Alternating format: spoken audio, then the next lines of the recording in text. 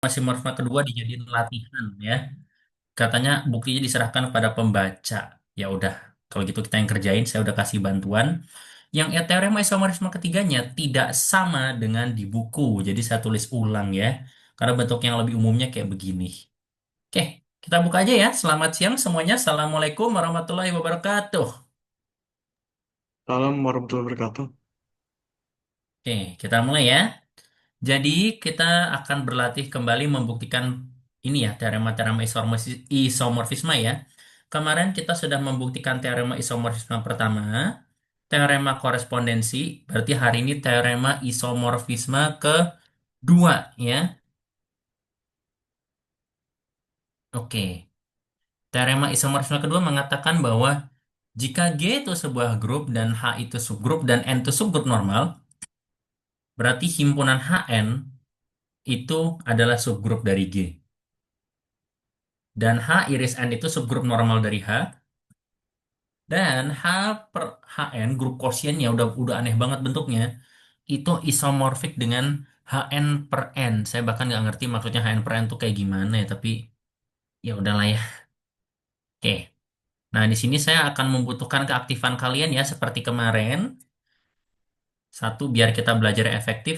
Dan yang kedua, karena buktinya sudah tidak mudah, jadi saya butuh bantuan kalian untuk mikir bersama saya ya. Oke.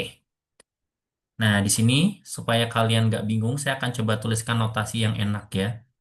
Jadi kita ada tiga nih. Kita punya grup ini G bintang ya. Nah, terus ada dua nih. Yang satu itu subgrup biasa ya, H bintang.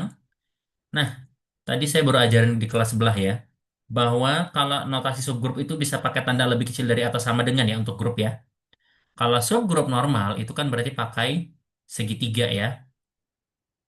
Tuh. Jadi kita ada dua subgrup ya. Yang H subgrup biasa, yang N itu subgrup normal ya dari grup G. Katanya himpunan HN itu subgrup dari G. Ini yang pertama ya. Nah, sekarang kita akan buktikan pernyataan ini. Oke. Kalian diminta untuk membuktikan bahwa HN adalah subgrup dari G. Jadi pertama akan dibuktikan bahwa HN himpunan H itu himpunan semua perkalian dari elemen di H dan elemen di N ya. Kita harus buktikan bahwa HN itu subgrup dari G bintang. Kalau disuruh membuktikan subgrup, berarti kalian buktikan apa dulu?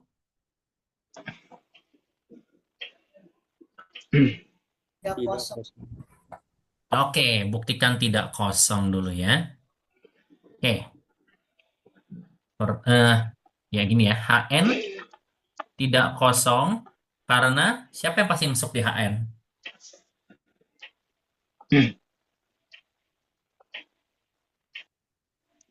Identitas, Pak.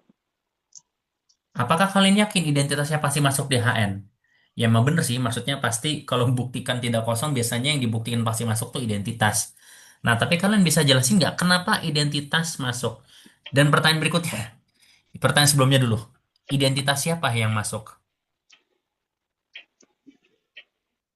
Misal dia sebuah grup Identitas dari grup yang mana? eh, G, Pak. Iya, identitasnya selalu datang dari grup utamanya ya. Kan G-nya kan yang grup utamanya kan G. Subgrupnya adalah H sama N. Mereka pasti ngambil identitasnya dari G dong, ya. Nah, jadi HN tuh nggak kosong karena identitas dari G ada di HN. Nah, tapi kan harus jelasin dulu nih, kenapa kok identitas di G bisa masuk di HN?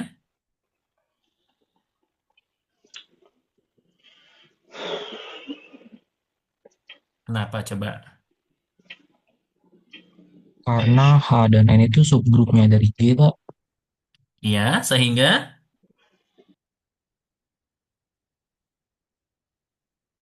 benar, karena H dan N adalah subgrup dari G, sehingga A dan N memiliki elemen identitas G. oke, bagus. Karena sehingga elemen identitas G itu ada di H dan juga masuk di N juga kan? EG di N. Nah, ini mengakibatkan berarti kalau EG ada di H dan ada di N, berarti ini yang operasi ini bisa dong saya pilih EG kan? EG bintang EG berarti masuk dong di HN kan ya? Ini mengakibatkan EG bintang EG. EG bintang EG sama dengan apa?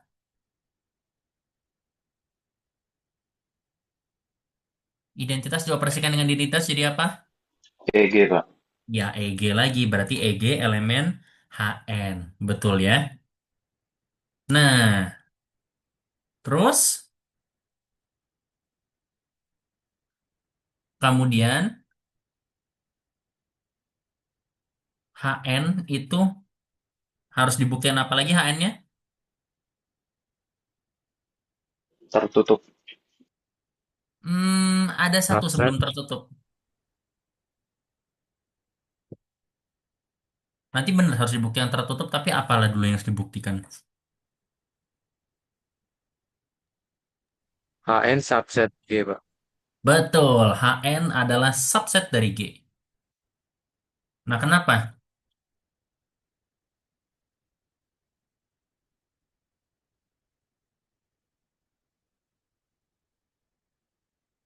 Karena H dan N subset dari G. Oke, karena ini kan subgrup ya. Berarti semua elemen di H ada di G. Semua yang ada di N juga ada di G juga kan? Nah, betul. Nah, berarti cara buktinya gimana? Kalian ambil dulu kan setiap elemen HN kan? Untuk setiap HN elemen dari H bintang N aja ya. Untuk setiap H bintang N elemen H besar N besar, kita punya bahwa H itu, sorry, H kecil itu elemen H besar, dan N kecil itu elemen dari N besar, ya. Nah, semuanya ini gara-gara H dan N-nya subgrup dari G, ya. Jadi syarat itu tuh penting banget. Nah, karena H dan N itu subgrup dari G, maka berarti H itu subset dari G, dan N juga subset dari G, kan? Sehingga H itu dan N itu elemen dari G, dan apa akibatnya lebih lanjut?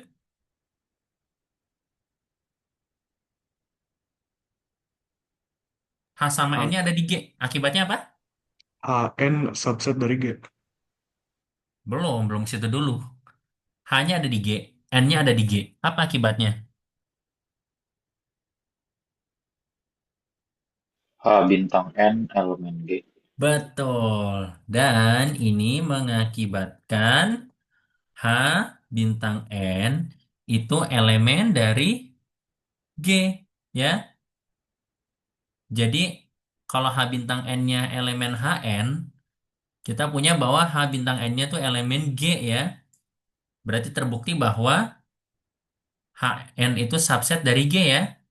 Nah, jadi kalian harus ingat-ingat cara membuktikan subset. Oke? Jadi kalau ada elemen di G, ada elemen di HN, pasti jadi merupakan elemen di G, ya. Seperti itu. Oke, setelah membuktikan subset, barulah kita buktikan bahwa dia tertutup, ya. Berikutnya, HN tertutup terhadap operasi bintang. Gimana caranya membuktikan tertutup?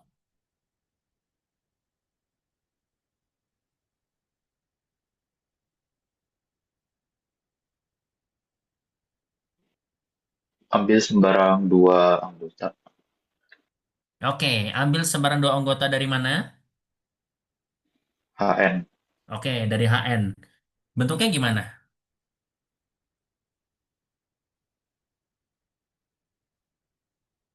Misalkan anggota H besar dan N kecil anggota N besar akan dibuktikan H kecil operasi N kecil ada di H-nya juga, Pak. Kurang tepat, Zidan. Elemennya bukan cuma dua, ada 4 elemennya. Total hurufnya ada 4. Kamu kalau ngambil elemen HN itu nggak cuma H doang atau N doang. Harusnya gimana bentuknya? H1 N1 elemen HN dan H2 N2 elemen HN.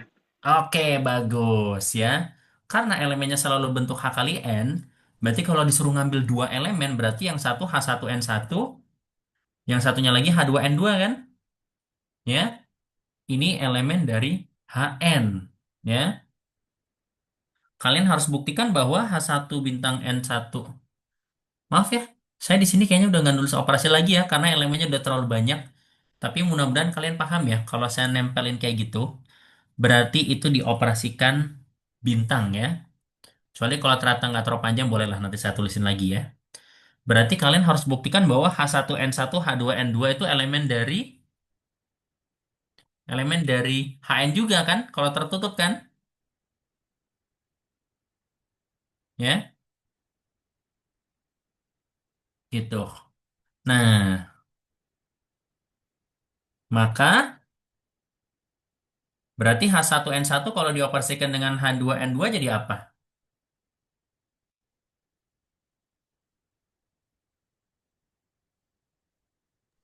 HN. Ya udah H1 tempel aja kan. H1N1, H2N2. Nah, tapi di sini ada harus diperhatikan nih. Coba ya, saya ngasih contoh nggak? Oke, saya nggak ngasih itu ya. Ya udahlah. Nah, gimana caranya kita buktikan bahwa ini ada di HN?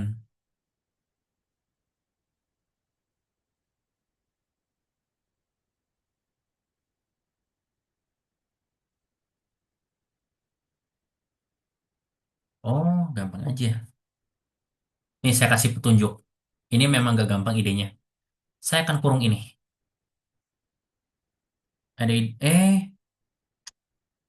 Nggak bisa ya. Kira-kira gimana coba? Nah, di sini saya butuh kalian ikut mikir juga. Gini, ini kan Gak bisa N2. ditukar jadi H1, H2, N1, N2 ya, Pak. Nggak bisa, karena grupnya tidak komutatif, ya. Grupnya tidak komutatif. Tapi, berarti kita harus buktikan bahwa ini merupakan bentuk perkalian H dikali N, ya kan ya? Gitu. Nah, kira-kira gimana caranya? Kita bisa buktikan bahwa N1, N2, N2 itu elemen N, atau yang ini elemen H, ya. Kayak gitu. Kalau kayak gitu caranya selesai. Nah, sebenarnya kalian bisa gunakan,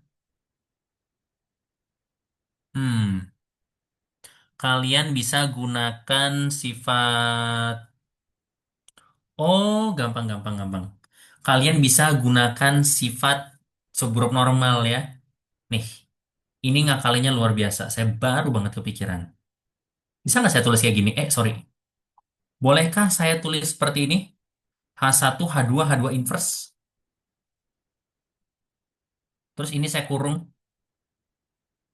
Boleh nggak jadi kayak gitu? Bisa, Pak. Bisa kan? Oke. Nah, wah ini udah jadi deh. Sekarang, karena di sini kalian harus pakai subgrup normal ya. Karena N bintang itu subgrup normal dari gen G bintang, iya dari G bintang betul. Apa akibatnya berarti? Kalau ngelihat bentuk ini,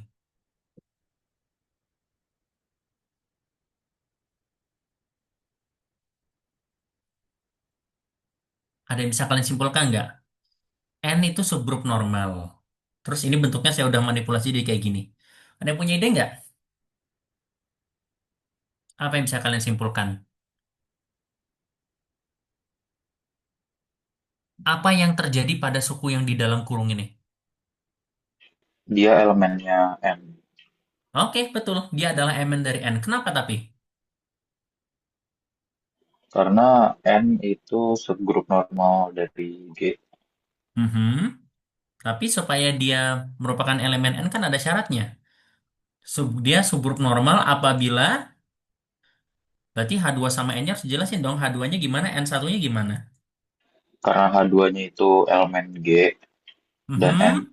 N1, H2 dan H2 inverse itu elemen G dan N1-nya elemen N. maka H2 inverse N1H2 itu elemen N. Karena Oke, N itu subgrup. betul. Jadi N itu subgrup normal. Nah, H2, oh ya ini saya perjelas dulu ya. Dengan ini yang jelas H1H2-nya elemen H, dan N1, N2-nya elemen N ya. Jadi H1H2-nya ada di A, dan S1H2-nya ada di N. Nah, sekarang karena N itu subgrup normal dari G, H2 itu kan belum elemen G kan, tapi dia elemen dari H, tapi kebetulan H itu subset dari G kan, karena kan hanya subgrup dari G, betul? Ya, H2-nya itu elemen dari H dan subgrup dari G, dan N1-nya elemen dari N besar, maka berarti ini elemen dari N kan, ya? Sebagai akibatnya, lebih lanjut, oke, sekarang saya akan mulai coret-coret ya. Ini kita sudah temukan ini elemen dari N. Sekarang, coba jelaskan ke saya. Apakah bentuk ini merupakan perkalian dari elemen H dari kiri dan N dari kanan? Iya, Pak. Kenapa? Sifat asosiatif ya. Jadi H1H2 dikurungin dioperasi nama N1 N2 dikurungin karena H1H2 itu elemen H dan N1 N besar N2 itu elemen N, maka itu kayak perkalian H dan N. Oke, sebenarnya bukan sifat asosiatif, Fikri. Lebih tepatnya, sifat ketertutupan. Tadi kan H1 sama H2-nya kan ada di H. Berarti H1 kali H2 ada di H dong, ya enggak? Berikutnya, tadi kan N1, itu N2 ya. N2 itu kan ada di N ya. N2-nya kan ada di N. Berarti ada di N kan ini ya. Berarti ini perkalian dari H dari kiri dan N dari kanan kan ya. Gitu kan? Itu lebih lanjut. Berarti H1 kali H2 itu elemen dari H dan seluruh susut apa? Seluruh eh sorry. Seluruh suku yang panjang ini, maaf. Saya harus naikin dulu nih. Dan seluruh suku yang panjang ini mana berarti? Nah, seluruh suku yang panjang ini ada di N, ya. Mana nih? Ini ada di N, maka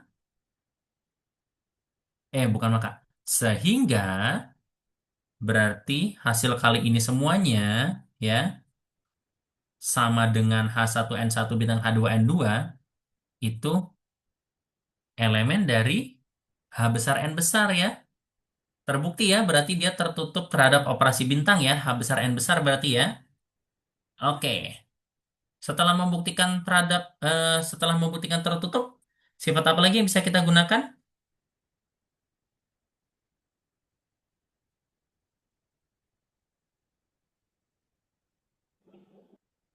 Inverse bukan, Pak. Inverse ya. Terakhir, setiap elemen Hn memiliki inverse. Bagaimana cara membuktikan setiap elemen Hn memiliki inverse?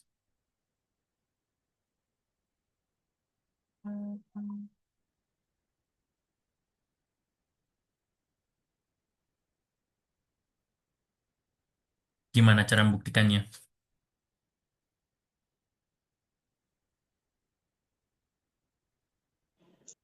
Sambil saya save dulu. Ya, gimana? Pandang HN di inversin elemen dia bukan, Pak. Oke, kalian ambil satu elemen dulu, lalu cari inverse-nya kan. Jadi misalkan Hn itu elemen dari H besar N besar ya. Kalau kalian tebak siapa inverse-nya? HN diinverskan. Oke, pandang unsur HN diinverskan. Nah, kalau masih ada yang ingat, inverse dari ini sama dengan apa ya? N inverse, H inverse. Oke, N inverse, H inverse ya. Akan dibuktikan bahwa, nah kan katanya kan inverse harus ada di himpunan yang sama juga kan? Berarti kalian harus buktikan bahwa N inverse H inverse ini ada di HN. Tapi gimana caranya ya? Gitu. Gimana coba kira-kira?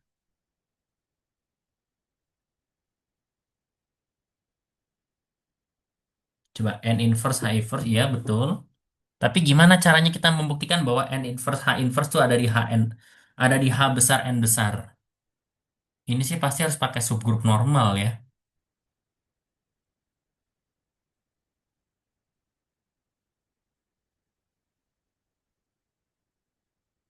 Hmm, oh gini aja. Coba. Ini kan apa namanya? N inverse H inverse ya. Nah, kita punya bahwa N inverse H inverse itu elemen dari N besar H inverse bukan? Ya bukan. Nah, karena karena N itu subgrup normal dari, karena N bintang itu subgrup normal dari G bintang. Nah, ini pakai sifat menarik nih. G bintang dan H inverse itu ada di mana sih H inverse? Di G. Ada di G. Kenapa ada di G?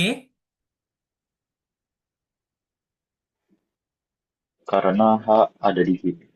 Karena H itu subset apa subgrup dari G ya. Jadi kan kalau ambil elemen H kecil itu kan ada di H ya. Berarti H inverse-nya juga ada di H kecil, H besar kan ya. Tapi H itu subgrup dari G. Berarti H inverse itu ada di H yang merupakan subgrup dari G ya. Kayak gitu. Maka kalian masih ingat nggak teorema bahwa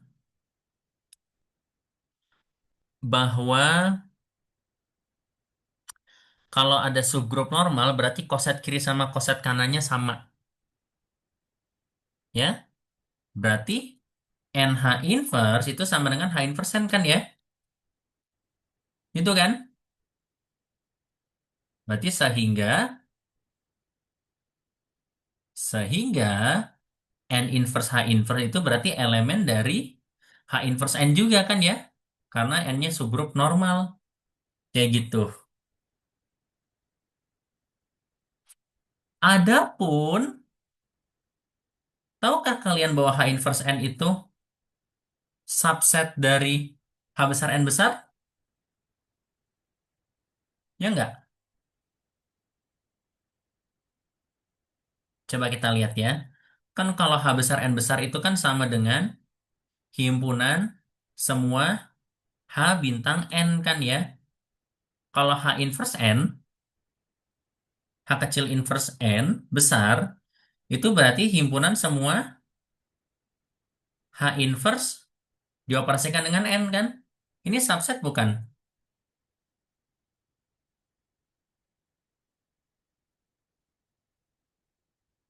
Apa saya perlu perjelas dengan bentuk kayak gini ntar ya? Nih, karena ini kita udah main ke buku yang rumit dan udah banyak main bahasa. Di sini H inverse-nya tetap, tapi N-nya elemen dari N.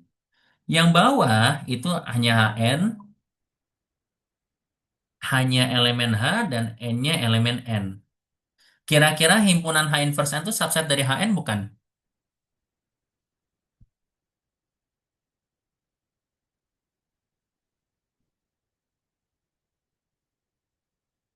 Jadi kan H inverse berapa, H berapa.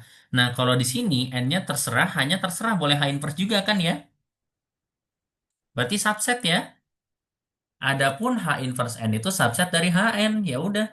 Sehingga karena tadi N inverse H inverse-nya ada di H inverse N, tapi H inverse N-nya subset dari HN, berarti N inverse H inverse anggota dari H besar N besar juga ya. Gitu.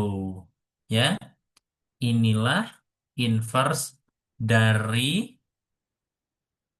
HN di H kecil N kecil di H besar N besar ya. Gitu. Udah terbukti kan? Tidak kosong, tertutup terhadap operasi, subset, dan memiliki inverse ya. Yaudah, terbukti bahwa HN adalah subgrup dari G ya. Nih, saya tulisnya gini aja kali ya biar nggak panjang-panjang.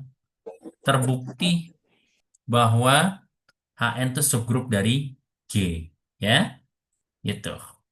Sip, yang pertama sudah terbukti ya. Yang kedua, disuruh buktikan bahwa H iris N itu adalah subgrup normal dari H. Nah, ini gimana ya? Sebenarnya, kalau ada yang pernah ngerjain bahwa irisan dari dua subgrup adalah subgrup juga, itu langsung selesai, nggak usah panjang-panjang ya. Gimana? Mau langsung dipakai aja kah? Soalnya apa teoremanya ada di latihan. Jadi irisan dari dua subgrup itu pasti juga subgrup juga. Kayak gitu. Tapi bisa aja sih. Jadi irisan dari grup itu juga membentuk grup juga sama. Langsung aja kali ya. Jadi kedua, akan dibuktikan bahwa H iris N itu merupakan subgrup normal dari siapa tadi? Dari H bintang berarti ya. Gitu. Oke. H iris N subgrup dari H. Nah, berarti cara ngomong gimana cara ngomongnya? Karena H dan karena H sebagai subgrup juga membentuk boleh nggak ya? Boleh, boleh, boleh. Karena H sebagai subgrup juga membentuk sebuah grup dan N juga merupakan sebuah subgrup sehingga H iris N itu juga merupakan subgrup kan ya? Juga merupakan sebuah subgrup dan nah ada satu lagi yang kurang di sini. Salah satu syarat penting supaya H iris N itu subgrup dari H berarti apa ya? Harus gimana ya? A kosong. Nggak kosongnya sudah pasti aman. Siapa coba? Syarat apa supaya H iris N itu subgrup dari H?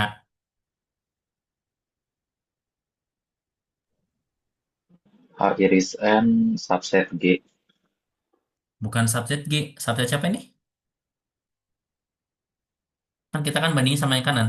H iris N subset dari H ya. Nah ini ini teori sifat teori himpunan ya. Irisan dari dua himpunan itu subset dari salah satu himpunannya ya. Kalau nggak salah di bab satu udah saya buktiin itu ya. Dan H iris N itu adalah subset dari H, maka maka H iris N tar H iris N itu merupakan subgrup dari H. Kita hanya perlu membuktikan bahwa HN adalah subgrup normal. Bagaimana caranya membuktikan bahwa HN itu subgrup normal dari H?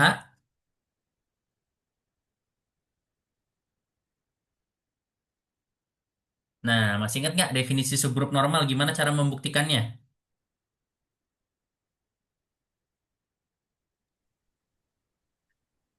elemen H besar. Gimana? Sorry.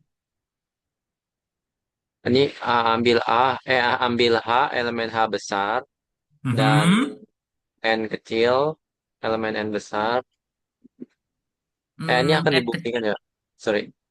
N-nya bukan bukan elemen N besar, N kecilnya. Oh, N kecilnya H irisan N. Sorry. Oke, bagus ya. Ambil A elemen elemen H dan N elemen H iris N ya. Akan dibuktikan bahwa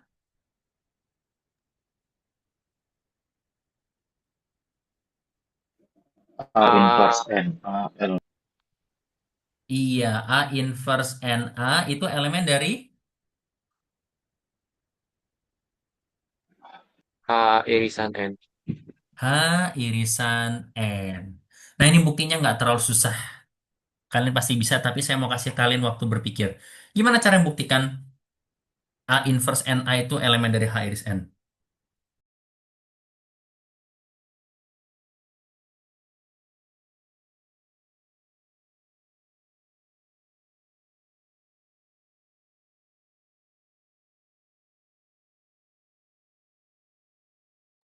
Apa artinya dia elemen H iris N?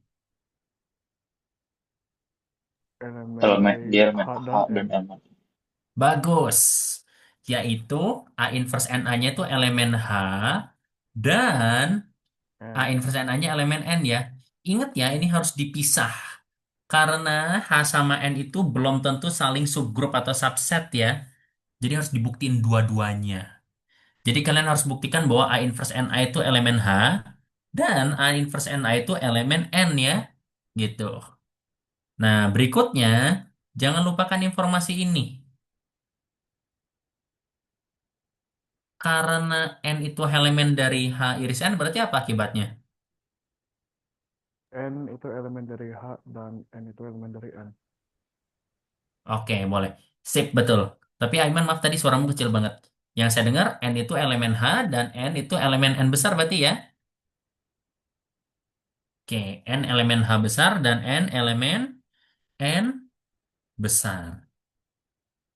Oke, nah sekarang kenapa A inverse NA itu elemen H besar?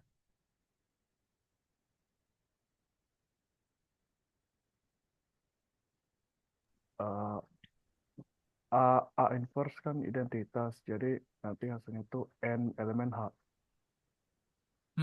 Kayaknya bukan A inverse identitas deh. A inverse-nya gimana A inverse-nya? karena H inverse karena A itu elemen H maka A inverse juga elemen H. Nah, karena N juga elemen H, karena H itu subgrup, berarti dia kan tertutup. Berarti A inverse N A itu elemen H, Pak. Oke, betul. Ini satu bineka saja ya, biar nggak nyampur. Adapun karena N itu elemen H iris N, berarti N elemen H dan N elemen N besar. Oke, sekarang karena A itu elemen H itu subgrup, berarti sesuai sifat subgrup, A inverse itu elemen H besar kan? A inverse juga ada di H. Dan karena N itu juga elemen H, maka apa akibatnya berarti? Ini di H, ini di H, ini di H. Berarti A apa akibatnya? A inverse NA itu elemen H. Betul, berdasarkan sifat ketertutupan grup H ya. Maka A inverse kalian operasikan dengan N, dioperasikan dengan A, ini tiga-tiganya semuanya ada di H ya. Itu elemen dari H ya. Gitu. Jadi untuk membuktikan dia elemen H itu pakai ketertutupan saja. Sekarang gimana caranya membuktikan bahwa A inverse NA itu elemen dari N? Harus pakai sifat yang mana nih kira-kira? Kenapa nih, sorry. Pakai sifat apa kira-kira?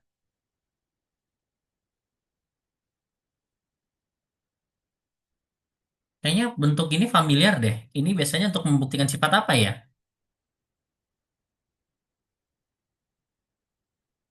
A inverse NA itu syarat apa ya? A inverse NA elemen N besar. Syarat subgrup normal. normal. Subgrup normal, betul ya. Berarti untuk membuktikan bahwa A inverse NA itu elemen N besar, kalian gunakan fakta bahwa N itu subgrup normal kan? Gimana caranya?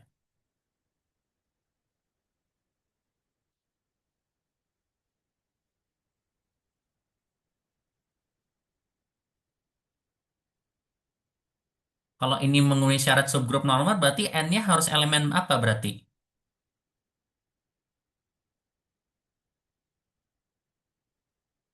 N-nya harus elemen siapa berarti? N besar. Harus elemen N besar.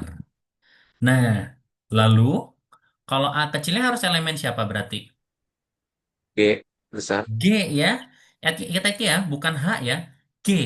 Karena N-nya itu subgrup normal dari G ya, bukan dari H ya.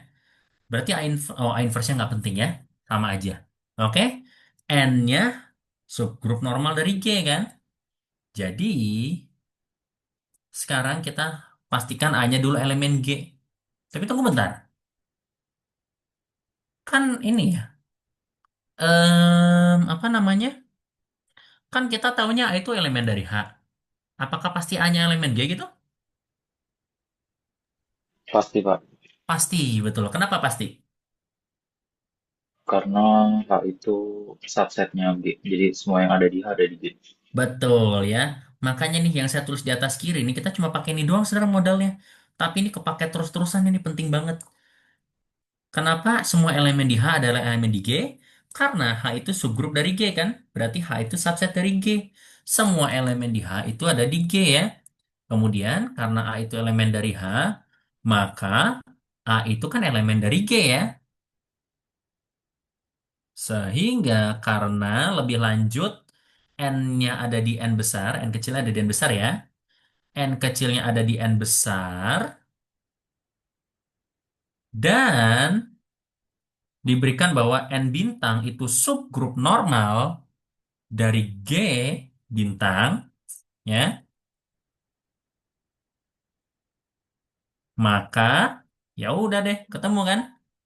Jadi A ini ada di G, ada di G, ada di N, berarti dia merupakan elemen dari N ya, seperti itu. Ya udah deh, terbukti bahwa A inverse N A itu elemen H, dan A inverse N A itu elemen N juga kan? Elemen N besar juga. Berarti sehingga A inverse N A itu elemen dari H diiris dengan N ya. Kenapa ya kok ngotot tar? Nah, tar. Sehingga A inverse N A itu elemen dari H iris N ya. Kayak gitu. Oke. Jadi kalian udah ngambil A-nya ada di H. Terus N-nya ada di H iris N. Ternyata A inverse NA-nya ada di H iris N juga. Ya sudah, terbukti kan? Terbukti bahwa ya sudah berarti H iris N itu adalah subgrup normal dari H ya. Gitu. Oke, maaf ya, lagi-lagi ini kayak kemarin nih. Kita akan membuktikan ke sana kemarin jelimet. Tapi saya cuma titip satu ke kalian minimal ya. Minimal kalian harus tahu bagaimana cara membuktikan sifat-sifat basic ya. Cara membuktikan subset, cara membuktikan subgrup normal, dan sebagainya ya. Gitu. Nah, yang paling mengerikan adalah yang bagian terakhir nih. Terakhir akan dibuktikan bahwa, ngeri di bentuknya. H per H iris N, H per H iris N itu isomorf dengan apa itu? N bentuknya HN per N ya. Bentuknya udah ini ya. HN per N. Tapi jangan khawatir. Kita tidak membuktikan dengan cara membuktikan well-defined satu-satu cari pemetaan lagi ya. Kita di sini akan pakai teorema isomorfisme pertama. Ya. Oke, coba kita lihat. Kalau di modul saya udah ngasih petunjuk ya.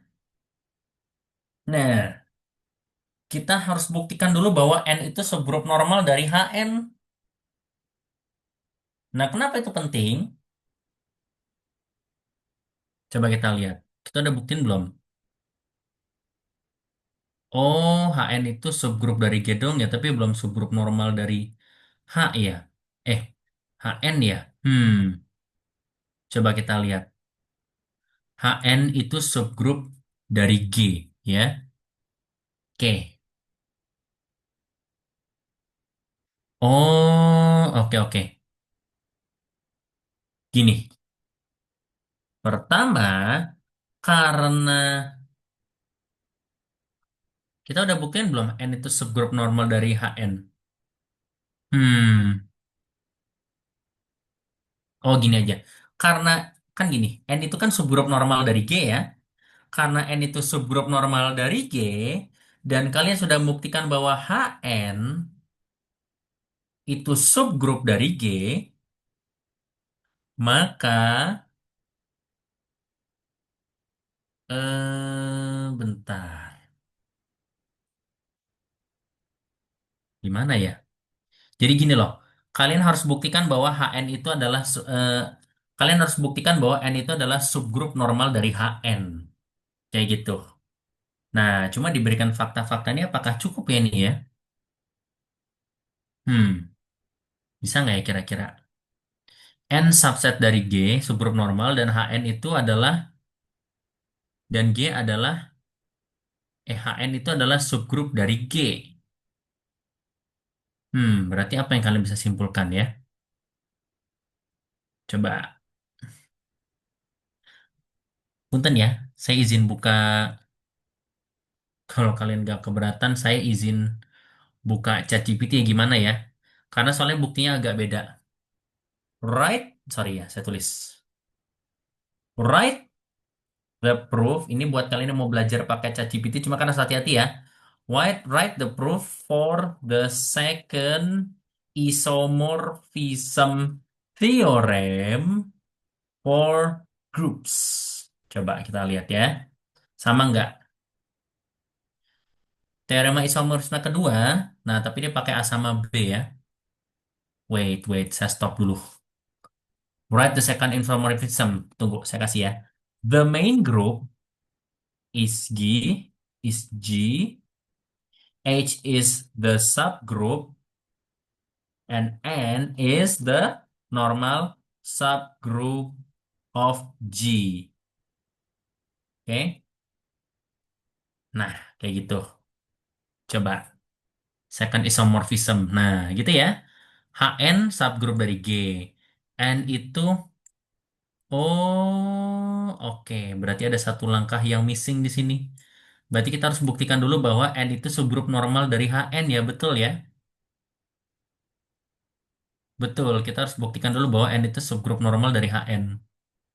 Berarti ini harus dibuktiin sendiri berarti ya. Oke, oke, oke. Oh, oke, oke. Sip, kita harus buktiin sendiri. Oke, coba ya. Gini, maaf. Itu tadi pertama, kedua, ketiga. Akan dibuktikan bahwa N itu subgrup normal dari HN. Nah, berarti gini caranya. Eh, Kalian tahu nggak kalau N itu subset dari HN? Ya kan?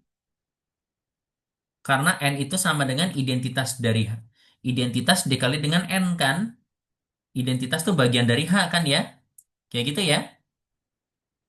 Nah, dan kita, dan kita telah membuktikan dan diberikan bahwa N dan HN keduanya adalah grup, maka N itu berarti subgrup dari HN kan? Ya, gitu. Ya, berarti kita tinggal perlu membuktikan bahwa ini adalah subgrup normal ya, gitu. Kita hanya perlu membuktikan bahwa N adalah subgrup normal dari H besar N besar. Berarti gimana cara membuktikan subgrupnya, subgrup normalnya?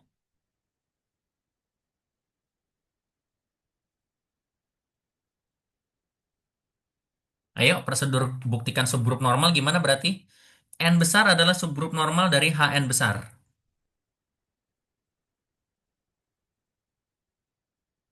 Gimana caranya?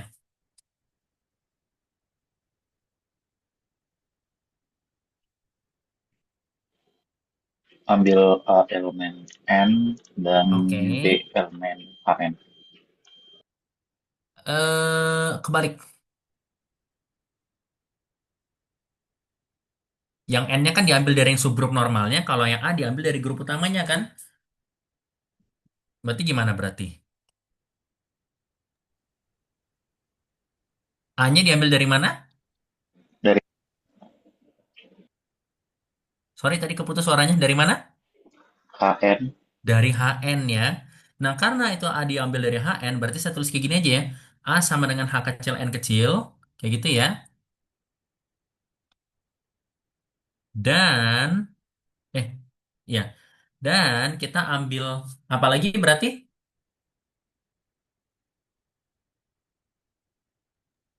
N kecil, Mhm. elemen N besar. Oke. Nah, di sini karena N-nya ada banyak, saya kasih nomor aja ya. Ini HN1 sama N2 ya. N2-nya elemen dari N. Harus dibuktikan gimana berarti?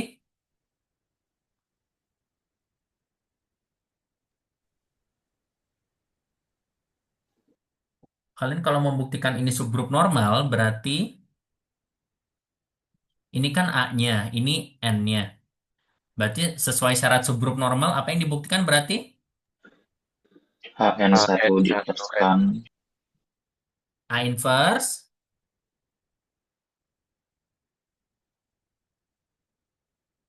gimana? A inverse? N2 A. Iya, A inverse N2 A ya. Kayak gitu. Nah, berarti A inverse N2A sama dengan apa kalau dijabarin itu?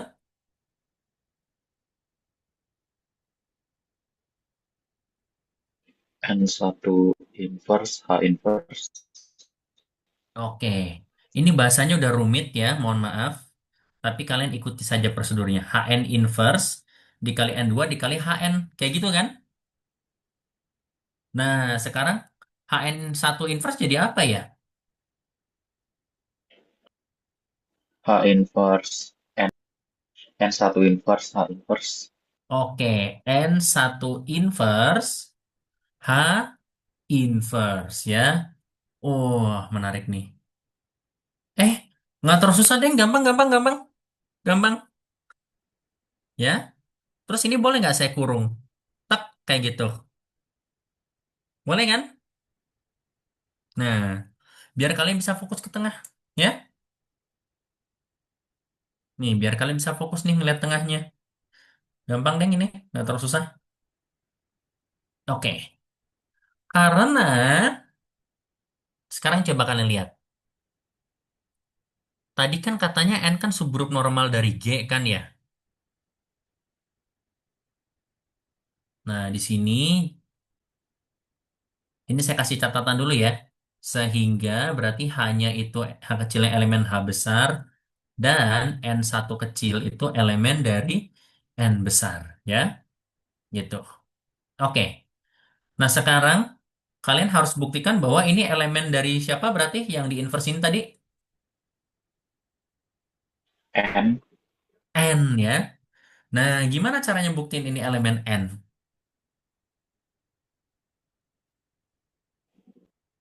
karena itu yang di tengah yang dikurung kan H inverse N2H.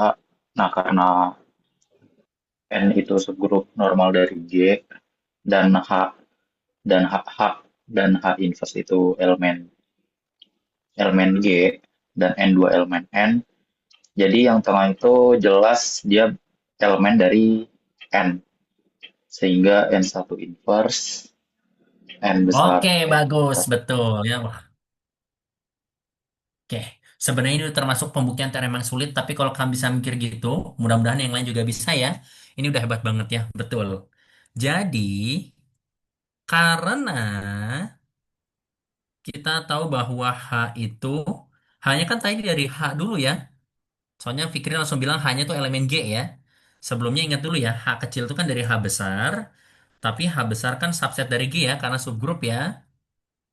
Lalu kita juga punya N2 itu adalah elemen dari N besar, dan N bintang itu, N bintang itu subgrup normal dari G bintang, ya. Berarti sebagai akibatnya, maka H inverse N2H itu elemen dari N besar kan ya. Sehingga karena N1 dan N1 inverse-nya itu ya, N1 dan N1 inverse itu juga elemen N, maka ya udah deh. Nih, jadi gini baratnya. Jadi gara-gara sifat grup normal, ini sebagian ini H inverse N2H ini kan elemen N besar ya. Berikutnya, N1 kan jelas berasal dari N besar ya tadi ya, udah ditulis di sini ya. Karena kan HN1 ya. Nah, berarti N1 inverse, inverse-nya juga ada di dalam N dong, ya kan? Berarti ini perkalian sebanyak objek ini dari N semua kan ya? Berarti akibatnya ini semuanya ada di N besar berarti ya? Gitu. Oke? Ya udah.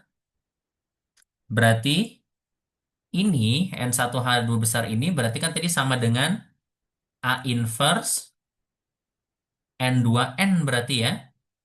Berarti sama dengan A inverse N2A itu adalah elemen dari N besar.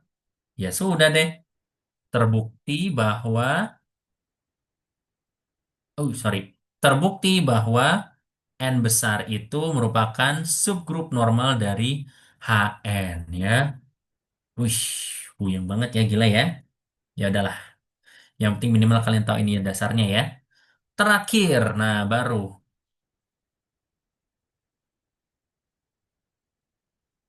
Nah, ini kayaknya kok saya nggak yakin ini bener nggak ya? Ini bener nggak ya saya nulis terdefinisi dengan baik terus masih ada valid? Kayaknya agak berlebihan deh. Terakhir, akan dibuktikan bahwa, nah tadi teorema, bagian terakhir teoremanya apa tadi membuktikan? Disuruh membuktikan bahwa H per H iris N itu isomorf dengan HN per N kan ya? Kayak gitu. Berarti akan dibuktikan bahwa N per H iris N itu isomorf dengan HN per N ya. Maaf, salah simbol. Ini isomorf dengan HN per N. Nah, gimana caranya? Di sini kita harus definisikan pemetaan dulu.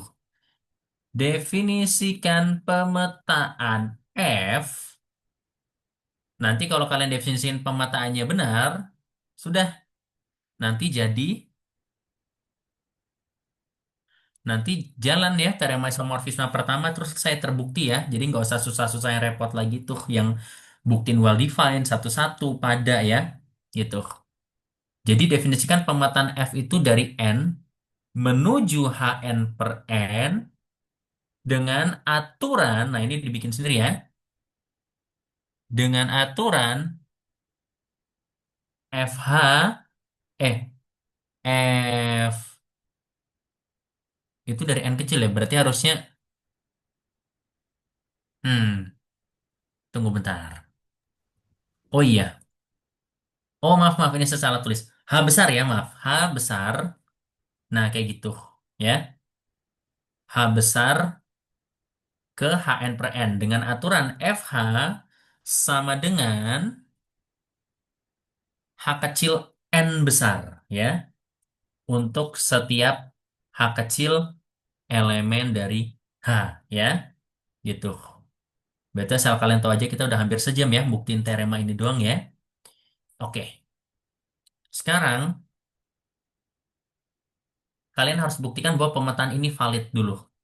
Pemetaan ini valid karena, nah yang dimaksud dengan valid, apakah benar ini elemen dari Hn per N?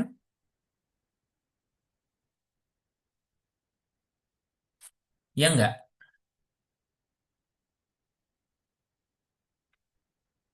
Apakah H kecil N besar merupakan elemen dari Hn per N? Kayaknya udah pusing ya kayaknya kalau kalian ketemu dua huruf kayak gitu di kosetin ya. Ya udah saya bantu. Isinya Hn per N, Hn besar per N besar itu sama dengan H kecil N kecil dikali N besar. Nah, ini betul nggak kira-kira bentuknya kayak gitu?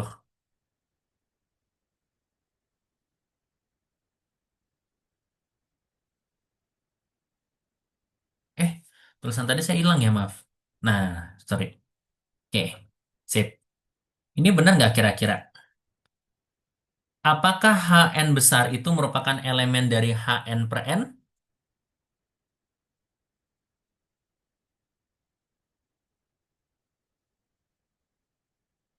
Nah, saya kasih bantuan dikit. Boleh nggak saya tulis Hn besar itu sama dengan H dikali EG dikali N? Boleh kan? Ya. Nah, benar nggak ini bentuknya formatnya sama dengan ini? Apakah format yang merah ini sama dengan format yang ini? Sama nggak? Sama-sama. Sama ya, karena ini kan sama-sama H ya. Dan yang EG sama yang N itu sama ya. Ini dikarenakan EG-nya itu elemen dari N besar kan ya. Gitu. Jadi ini sama dengan HN besar gitu. Dan maaf ini saya nulisnya kurang bagus. Nah, harusnya saya tulis kayak gitu. Maaf. Harusnya saya tulis kayak gini. Isinya HN besar dengan H dan N-nya itu. Dengan H-nya itu elemen H besar. N-nya elemen N besar ya. Kayak gitu. Bener ya, ini memenuhi ya? Oke. Jadi pemetaannya sudah valid. Kemudian, kalian harus buktikan pemetaan ini well defined. Ya. Ingat, setiap kali kalian bikin pemetaan baru harus dibuktikan bahwa F ini well defined. Ya. F terdefinisi dengan baik karena gimana caranya membuktikan pemetaan terdefinisi dengan baik?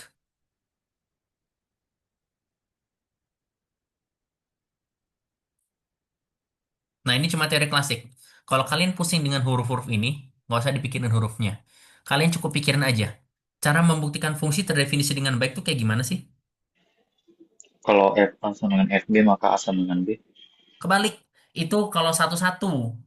Tinggal dibalik doang arahnya.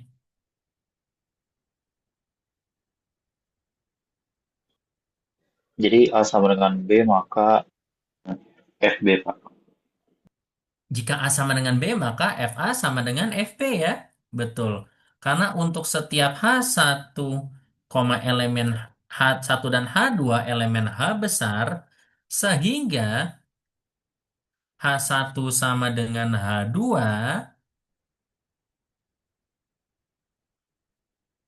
kita punya bahwa kalian harus buktiin berarti kan? Kalian harus buktikan bahwa H1N sama dengan H2N kan?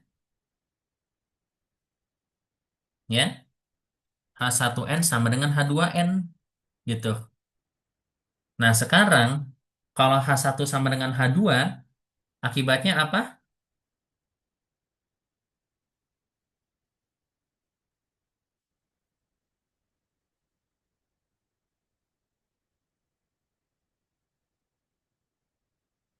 Kalau H1 sama dengan H2 bisa dimanipulasi jadi apa persamaannya?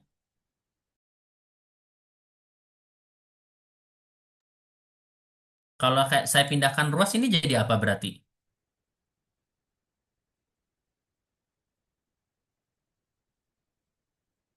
H2 inverse H1 sama. Iya, H1, H2 inverse itu sama dengan identitas kan?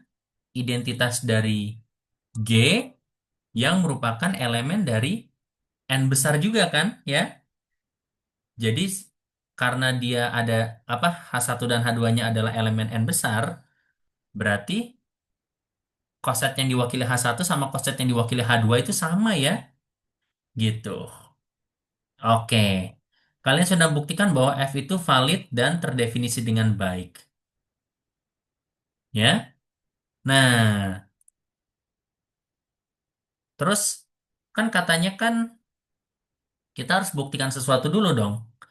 Supaya teorema isomorfisme pertama bisa digunakan, kalian harus buktikan bahwa F itu adalah sebuah epimorfisme ya. Berikutnya, F adalah F itu pada karena jadi kalian harus buktikan bahwa F itu adalah pemetaan yang pada dari Hn ke N. Gimana berarti caranya coba?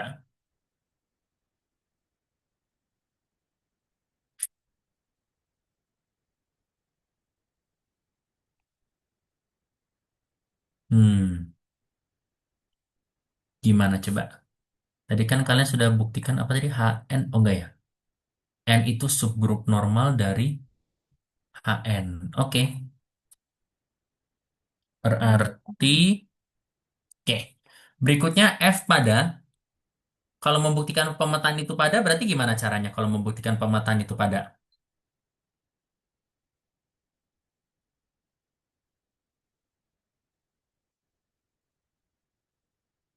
Ayo, konsep dasar. Buktikan pemetaan itu pada. F-nya itu makanya saya harus tulis deh biar kalian inget ya. Pemetaannya itu bentuknya adalah F ya dari H ke HN per H besar N besar per N dengan aturan bahwa FH kecil sama dengan H kecil N besar.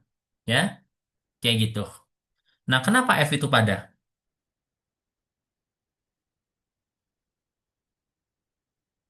Apa artinya pemetaan itu pada?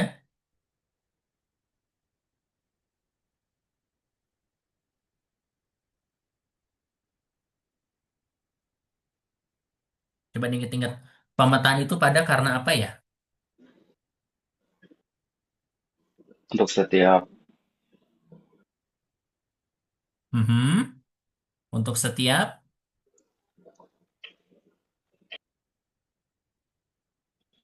berarti saya nanti HN bukti ambil. elemen Mhm. HN, nah, HN per N punya properti Oke, di H. sip. Jadi saya ambil H kecil N kecil dari N besar yang merupakan elemen dari HN per N gitu kan ya? Ya, untuk setiap elemen ini gimana berarti? Memiliki properti di H. Terdapat prapeta di H sehingga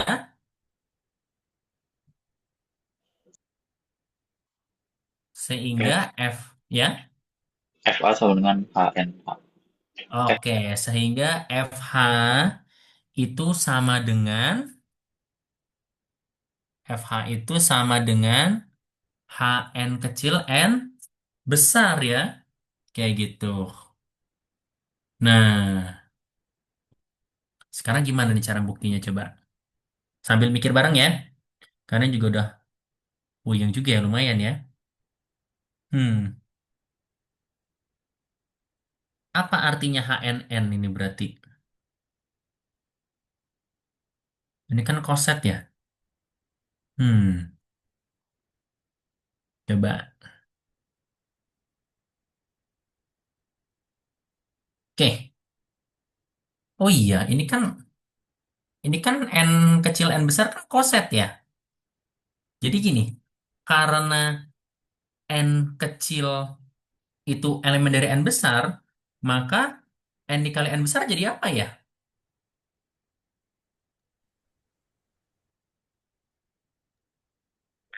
Saat Sama dengan apa? N besar, Jadi N besar sendiri kan? Berarti berarti ya udah berarti HN N besar itu sama dengan HN besar doang kan? Nah, HN besar sama dengan apa ya?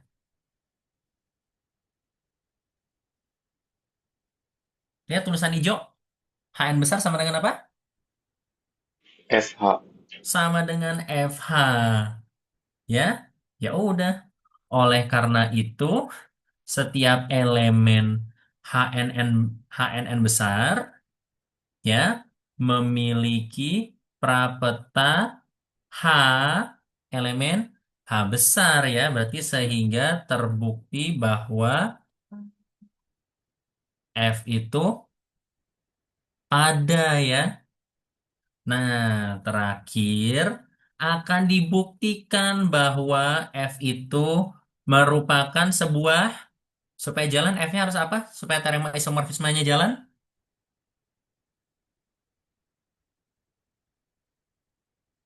Satu satu. Bukan satu-satu. Nggak mesti satu-satu. Kan kita baru buktiin well-defined sama pada. Apa yang kurang? Teorema isomorfisme jalan kalau F-nya apa tadi? Sebenarnya teorema isomorfismenya dipelajari kemarin ya, hari Selasa ya. F-nya harus Homomorfisme. berupa apa? Berupa apa, Elias? Homomor- Homomorfisme. Homomorfisme ya. Jadi kita akan buktikan bahwa F merupakan sebuah homomorfisme ya. Gitu. Gimana caranya membuktikan bahwa F itu homomorfisme?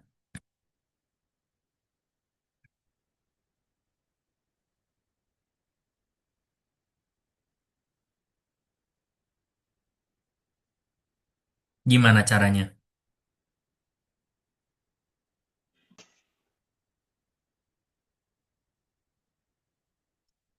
Nggak usah lihat huruf-huruf yang pusingnya. Kalian inget-inget, secara umum cara membuktikan sebuah fungsi itu merupakan homomorfisme itu kayak gimana ya? FA bintang B sama dengan FA bulat FB. Bagus ya. Nah sekarang Fikri, A sama B-nya dari mana A sama B-nya? Dari domainnya Pak, dari H. Oke. Untuk setiap, berarti A sama B aja ya. Untuk setiap A sama B di H besar, kita punya bahwa berarti ini kan F dari A, operasinya H apa tadi bintang ya? Berarti F dari A bintang B sama dengan apa ini?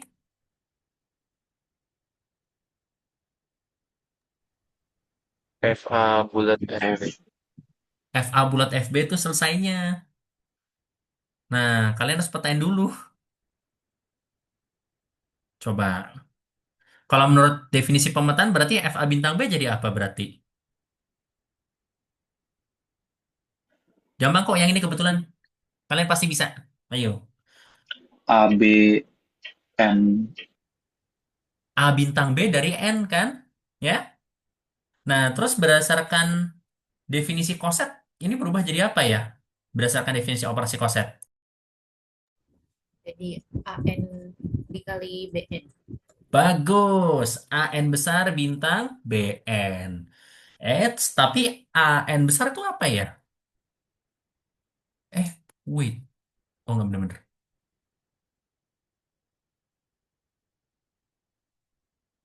AN besar itu apa? BN besar itu apa? FA dan FB. Pak. Iya, betul ya. Ini jadi FA bintang FB. Di sini kebetulan bintang semua ya operasinya ya. Aman ya? Ya sudah deh. Oleh karena itu, berarti syaratnya sudah terpenuhi semua ya untuk isomorfisme ya.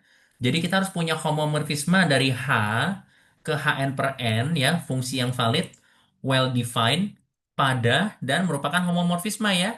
Berarti oleh karena itu, menurut teorema isomorfisme pertama berlaku, ya udah deh, ini isomorf jadinya kan ya. Oke? Oh wait, tunggu bentar. Tunggu bentar. Ada satu lagi. Dengan kernel dari F. Nah, kalian harus buktikan juga bahwa kernel dari F itu adalah H iris N. Gimana coba caranya?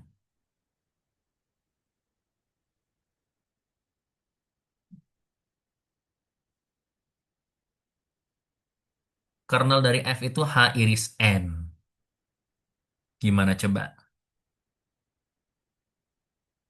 Jadi kita kan punya ini. Kemudian, gimana cara membuktikan bahwa kernelnya itu H iris N?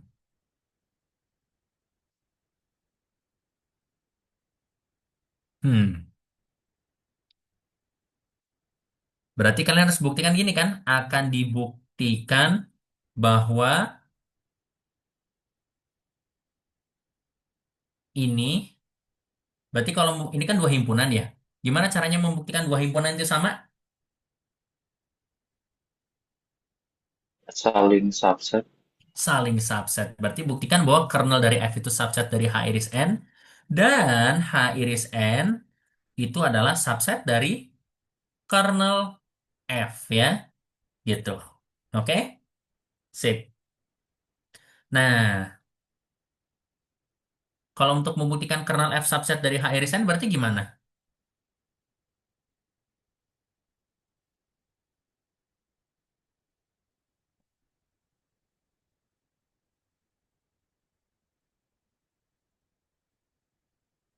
Gampang aja kok. Buktikan bahwa kernel F itu subset dari H iris N. Berarti gimana?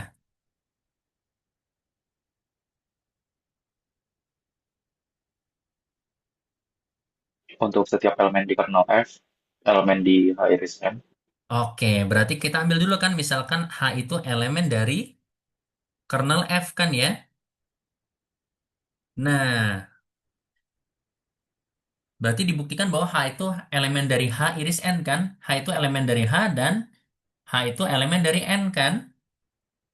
Nah, kenapa H kecil itu elemen dari H besar?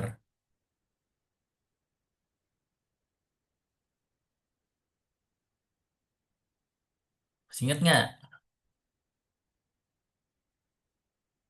Kan kita udah buktikan bahwa F itu homomorfisme, sudah.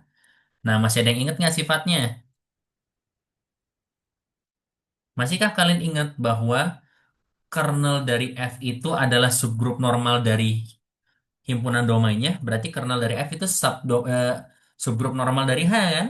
Jadi kalau H itu elemen dari kernel, berarti H kecil itu pasti ada di H besar juga kan? Ya. Nah, selain itu, apa artinya A itu elemen dari kernel F?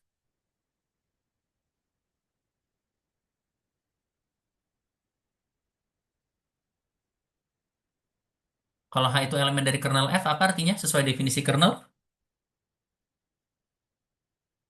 FH sama dengan identitas. Betul, FH sama dengan identitas. Identitas di HN per N itu apa? Identitas dari grup quotient itu apa?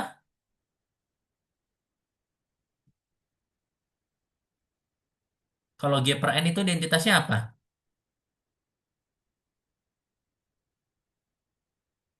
Semua per grup G. quotient itu identitasnya adalah semua semua grup quotient identitasnya adalah penyebutnya. Berarti identitasnya apa? Berarti kalau HN per N?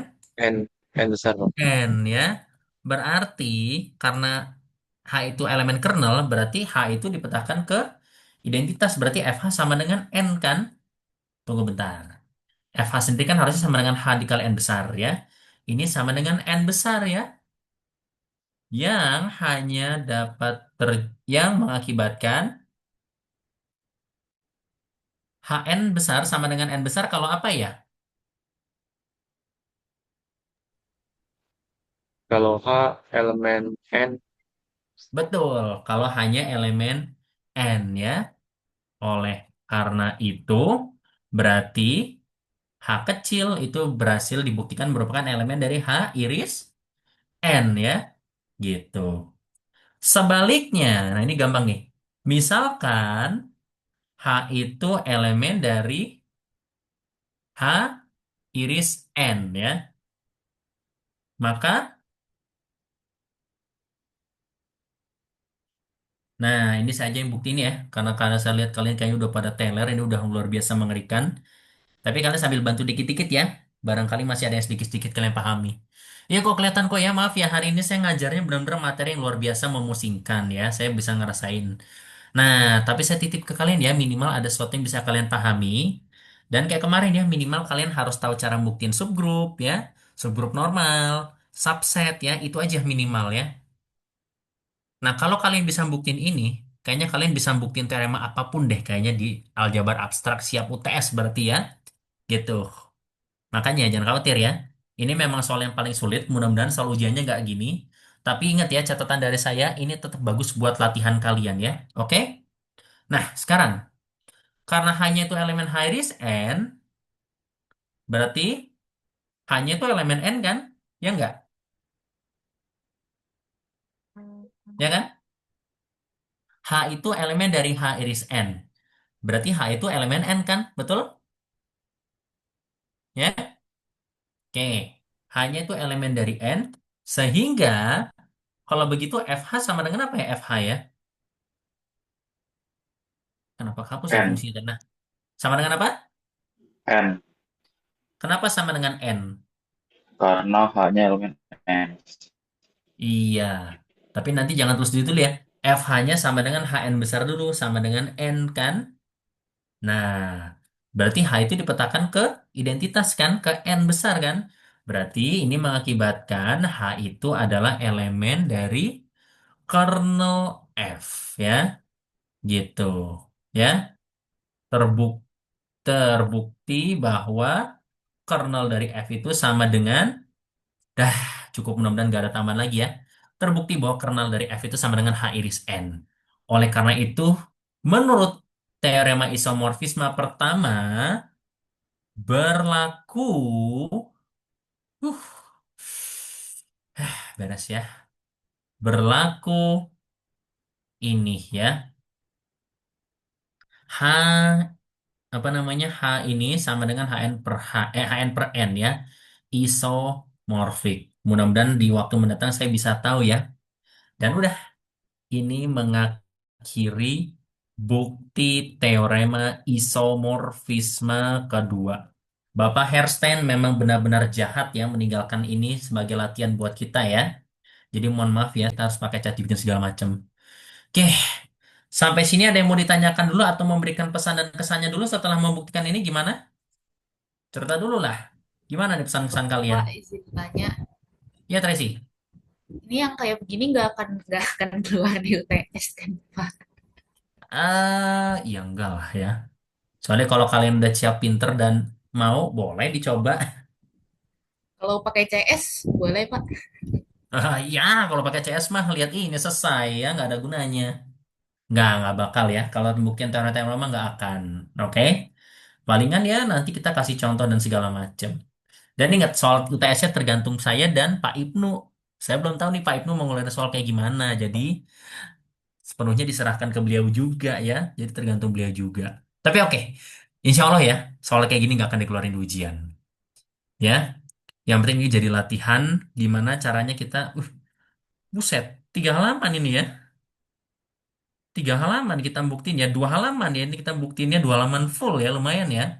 Ini kayaknya kalau diujiin kertas kalian baru satu soal habis deh kayaknya nih kertas jawaban kalian ya. Ya udahlah. Oke oke oke oke. Ya udah. Ada lagi yang mau memberikan pesan dan kesan atau mau bertanya dulu? Pas saya mau nanya, Pak, Ya Fikri silakan.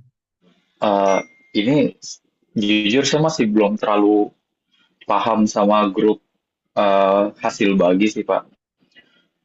Boleh jelasin sedikit ya, Pak? Jujur saya masih kurang kebayang gitu. Sebenarnya saya ngejawab. Oh iya, kalian kemarin jelasin sama Pak Ibnu ya, sama bukan sama saya. Mungkin cara saya jelasin beda kali dari Pak Ibnu ya. Nah, Fikri maaf, kalau saya suruh jelasin grup kayak begini, itu akan kelamaan. Saran saya, kalau kalian mau memahami lagi makna dari grup hasil bagi itu apa, kalian minta rekaman video saya ke kelas A deh, bisa nggak? Karena saya ngajarin itu secara detail di kelas A pas pertemuan hari Rabu kemarin. Kemarin saya jelasin apa sih makna dari grup quotient ya. Nah, itu ceritanya agak panjang. Nah, mungkin kamu belum tahu cerita itu jadi kurang ngerti ya. Oke. Nanti minta aja ya ke kelas A ya. Oke, baik Mas. Siap. Video Makasih Pak. rekaman hari Rabu. Di situ saya jelasin di awal secara detail. Mudah-mudahan kalian bisa ngerti ya. Silahkan. Ada lagi yang mau ditanyakan atau nanya pesan-kesan? Kalian nggak ngerti ya maksudnya apa sih himpunan pecahan gimana? Oh, pantesan. Kalian pada bingung dari tadi nggak ngerti ya saya nulis pembagian-pembagian itu apa maksudnya ya. Sama sih, saya juga memahami ini agak butuh waktu.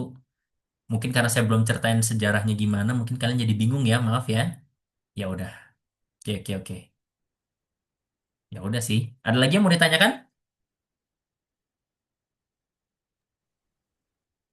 Oke, kalau nggak ada yang mau ditanyakan lagi, saya kasih opsi nih. Mau teorema isomorfisme ke, langsung teorema isomorfisme ketiga aja kali ya. Mudah-mudahan teorema isomorfisme ini nggak terlalu sulit ya. Itu tadi saya bilang kayak pembagian pecahan kan ya. Gitu.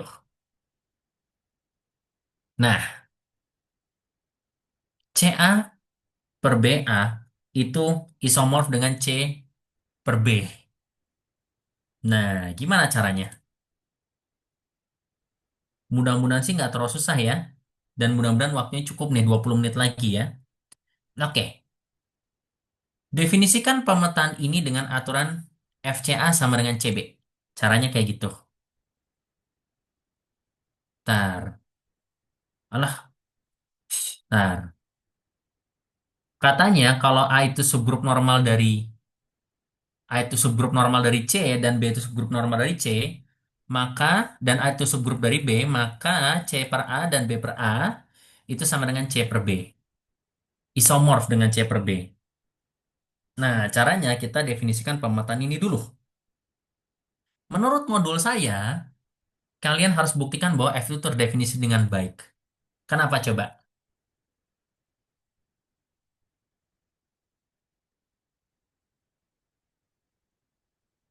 Syarat terdefinisi dengan baik kayak gimana? Terdefinisi dengan baik? Untuk A sama dengan B, maka FA sama dengan FB. Oke, saya nge-lag deh. Gimana untuk membuktikan fungsinya terdefinisi dengan baik?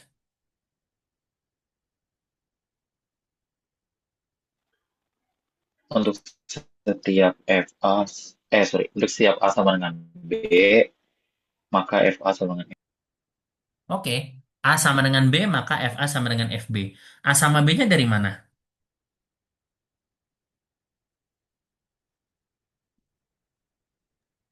Dari CA.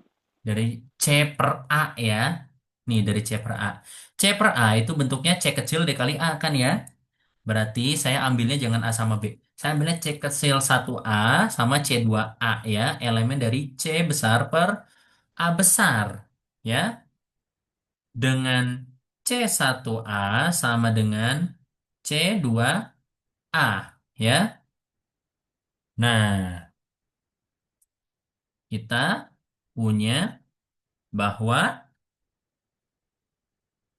nah gimana coba?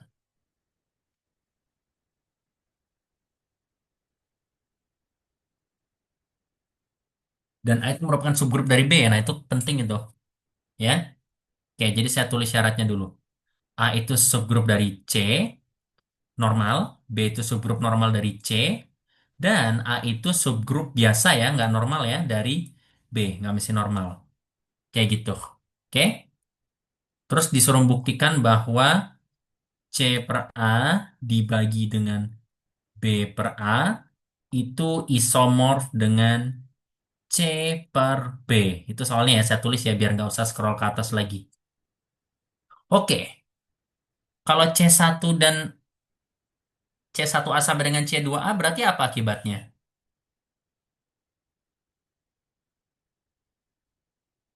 Kalau kalian masih ingat relasi, berarti kelas C1 sama dengan kelas C2 kan? Ya nggak? Kalau kita ngomong kelas, berarti kan ada relasi ekivalen ya. Apa secara umum arti dari C1 sekelas dengan C2?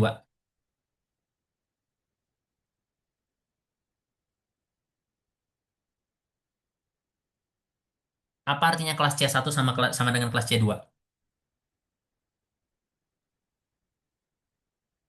Relasi ekivalen masih ingat? Ini, biar nggak molor nih. Kalian Hasil minimal harus pembaginya tahu sama relasi nggak, Bang? ekivalen. Ya? Hasil pembaginya, hasil dari pembagiannya sama. Bukan, dan bukan pakai hasil pembagian. Ya memang sih main sisa bagi, tapi kalau di relasi ekivalen, kita nggak ada ngomong pembagian ya. Kalau ada dua kelas yang sama, meskipun wakilnya beda, berarti artinya apa? C1 berelasi C2. Betul, C1 berelasi dengan C2. Ini kan koset. Kapan C1 berelasi dengan C2? Syarat c koset, satu ingat. sama dengan C2. Bukan C1 sama dengan C2. Ingat-ingat lagi. Koset dalam konteks koset, di sini kan akan subgrup ya dari C ya. Normal lagi. Kapan C1 berelasi dengan C2? Oh iya, kalian miss itu ya. Mungkin beda ya cara saya ngajar sama Pak Ibnu. Takutnya nggak nyampe kali ya. Maaf, maaf, maaf. Soalnya kalau ini kelas A, lancar. Ya, yaudah, saya bantu aja. Kalau C1 dioperasikan dengan C2 inverse, itu merupakan elemen dari A. Ya udah deh, saya bantu aja ya. Mungkin kayaknya ini ya, kalian ada loss di subgrup normal deh kayaknya. Subgrup di grup quotient, jadi agak susah ya belajar ini ya. Wah, tahu gini saya baru inget. Tahu gitu kita nggak usah bahas isomorfisme ya. Mendingan saya ajarin grup yang itu ya. Nah, tapi yang grup ganti tanda itu udah pernah saya ajarin ke kelas A. Nanti saya cukup kasih catatannya ke kalian aja ya. Kalian baca secara mandiri ya. Oke. Berarti dalam konteks ini ya udah deh, saya aja yang selesaiin ini ya. Tapi kalau ada yang bisa bantu-bantu, tolong bantu-bantu dikit ya. Jadi, karena kelas C1 sama kelas C2 itu sama, berarti C1 bintang C2 inverse itu ada di A. Dan karena A-nya itu subgrup dari B, berarti apa akibatnya kira-kira? C1 bintang C2 inverse anggota B. Oke, bagus. Nah, minimal itunya tahu ya. Gara-gara A subgrup dari B, berarti kan A subset dari B ya. Berarti C1, C2 inverse itu ada di B juga kan? Sehingga, coba dibalikin. Berarti C1, C2 inverse itu elemen B, berarti akibatnya apa? Tadi kan C1A sama dengan C2A berakibat C1, C2 inverse ada di A. Sekarang kalau kalian balik, C1, C2 inverse ada di B, berarti apa akibatnya?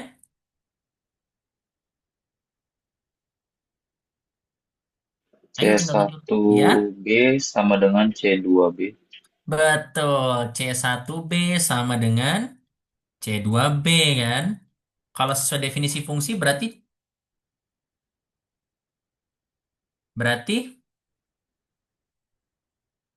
berarti jadi apa ini? C1B jadi apa C1B?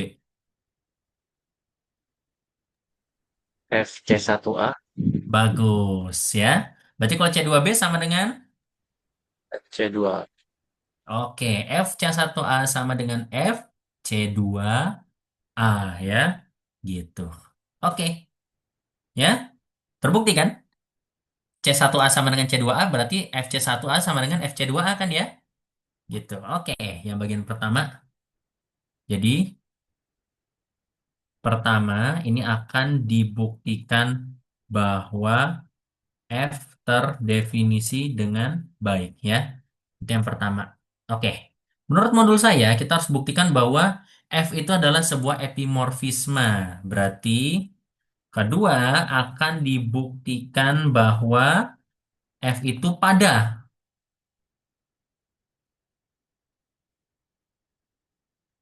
Nah, gimana berarti?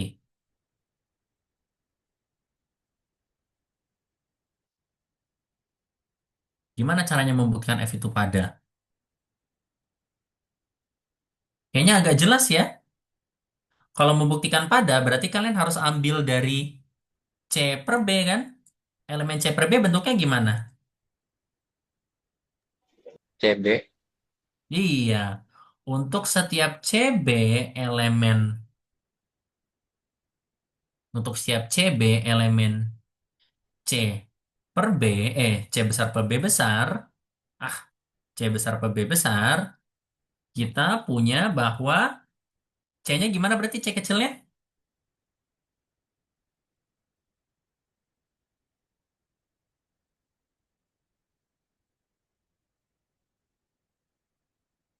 Banyak F ini pada karena untuk setiap ini. Berarti kalau CB besar itu elemen C per B, berarti C-nya gimana C-nya? Elemen siapa C-nya?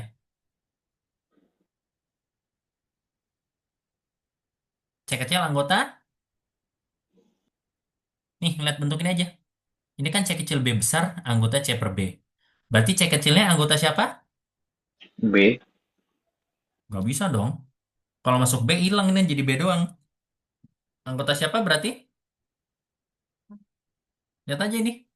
Anggota C, Pak. Anggota C besar ya.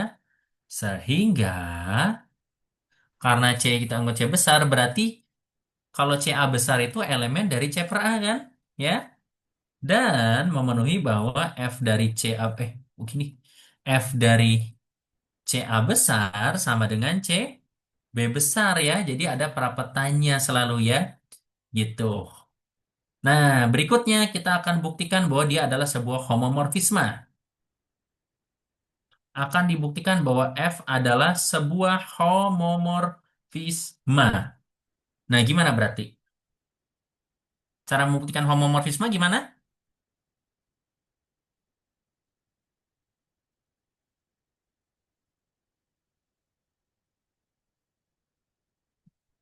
Ayo, bentuk umum aja. Homomorfisme gimana berarti? Ambil C, Mm-mm. Ambil. C1A sama Mhm. C2A, Ya. elemen C per A. Oke, elemen C besar per A besar ya. Nah, kita punya bahwa gimana yo? F C1A bintang C2A. Oke, betul. F dari C1A bintang FC2A sama dengan apa ini? F C1A bintang C2, F C2A. Nah, itu finishnya. Belum selesai, Oh, jangan ke situ dulu. Nah, caranya iya, Pak. biasanya kita fokus ke ini dulu. C1A kalau dioperasi dengan C2A jadi apa ya? C1A, C2A, B. Bukan. Ini, dalamnya dulu.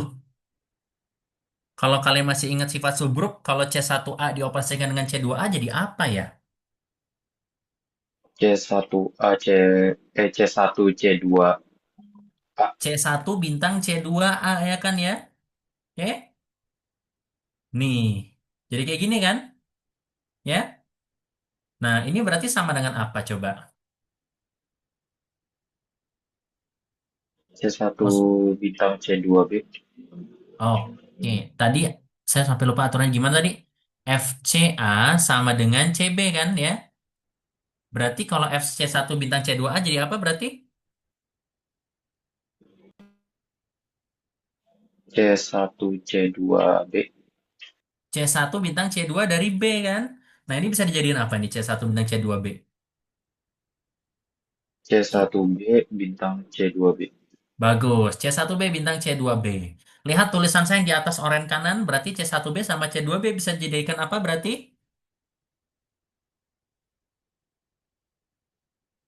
FC C, FC2A.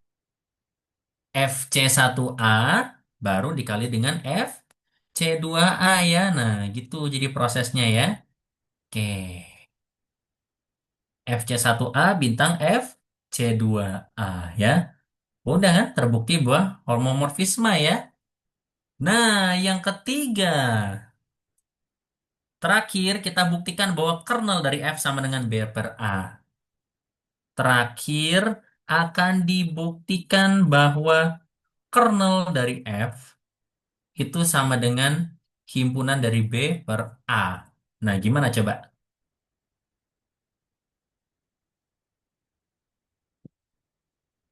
Gimana cara membuktikan kesamaan himpunan? kernel set B per A dan B per A subset kernel F. Oke, kernel dari F itu adalah subset dari B per A. Dan, nah, akan dibuktikan bahwa kernel F itu subset B per A dan Dan apa? B per subset kernel F. B per A adalah subset dari kernel F ya. Bolak-balik aja ya. Oke. Sekarang kita buktikan dulu bahwa kernel dari F itu adalah subset dari B per A. Gimana berarti caranya?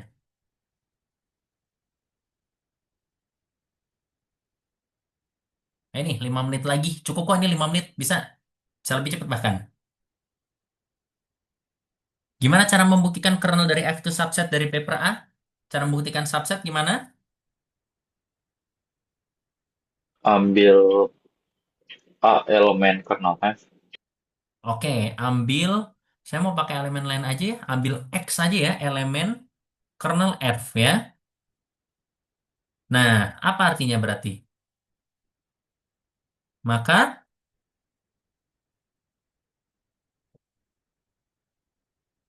kalau ada elemen yang Fx sama dengan E. Nah, betul. Fx sama dengan identitas kan? Nah, F itu memetakan kemana tadi ya? C per A ke C per B ya tadi ya? Iya, Jadi F itu memetakan dari C per A ke C per B. Berarti Fx itu sama dengan identitas di C per B kan? Identitas di C per B apa? Masih ingat? Unsur identitas dari grup quotient adalah penyebutnya. Berarti Fx sama dengan apa nih berarti? B. B. Sama dengan B ya. Tunggu bentar. Aturannya sendiri berarti Fx itu sama dengan apa kalau ngikutin aturan fungsinya? X B. Iya. Fx sama dengan xb sama dengan b kan? Sehingga berarti kalau xb sama dengan b apa berarti artinya? X-nya gimana? Elemen B. Iya, X-nya elemen dari B ya. Gitu. Nah, tunggu bentar. Oh, nggak boleh sembarangan X, saya minta maaf. Kan X-nya dari C per A, berarti saya harus ambilnya berarti C kecil A besar gitu berarti ya. Berarti F dari C A besar yang sama dengan CB itu sama dengan B kan? Sehingga C-nya itu yang merupakan elemen dari B ya, gitu. Nah, berarti karena karena C-nya elemen B, maka berarti CA elemen B per A dong, ya enggak? Karena C-nya kan ada di B, tapi A besarnya ada di A ya kan ya? Betul ya? Gitu. Nah, berarti terbukti ya kernel F subset dari B per A. Sekarang sebaliknya, ambil dari mana? Ambil dari B per A. Dari B per A bentuknya kayak gimana B per A? B. A. Nah, mana yang huruf kecil, mana yang huruf gede? Betul sih BA sih. Tapi huruf kecilnya mana, huruf besarnya mana?